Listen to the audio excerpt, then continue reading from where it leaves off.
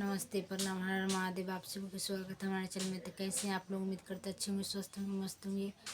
आज आप लोग के बीच एक प्यारा सा अच्छा गीत लेके आई हूँ। आप हमारे चैनल पर जाइए, सुनिए। अच्छा लगे तो लाइक कमेंट शेयर जरूर कीजिएगा। नए हैं तो चैनल को सब्सक्राइब कर दीजिएगा। धन्यवाद।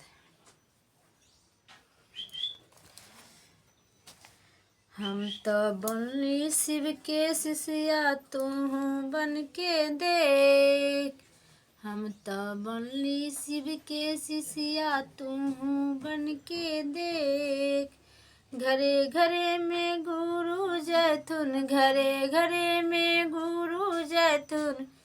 परीक्षा लेथुन तोर गे बहिनिया गे। गुरु के होबे जय जयकार गे बहिनिया गे। गुरु के होबे जय जयकार गे बहिनिया गे। राजा घर के बड़की बेटिया कबो न चर्चा में जाए। राजा घर के बड़की बेटिया कबो न चर्चा में जाए।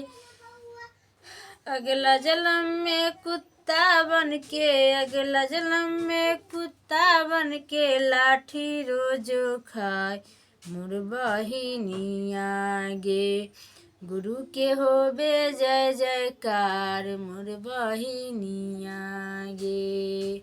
बड़का घर के बड़की बेटिया कबो न चर्चा में जाए। बड़का घर के बड़की बेटिया कबो न चर्चा में जाए। अगला जन्म में बिल्ली बनकर, अगला जन्म में बिल्ली बन लाठी रोज खाए मोर बहिनिया गे। गुरु के होबे जय जयकार मोर बहिनिया गे। गरीब घर के छोटकी बेटिया रोजे चर्चा में जाए। गरीब घर के छोटकी बेटिया रोजे चर्चा में जाए।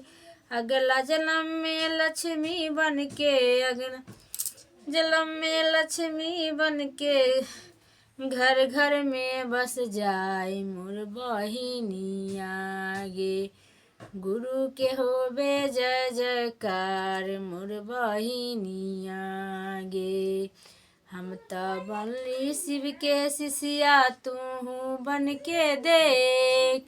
हम तो बनली शिव के शिष्या, तू बन के देख।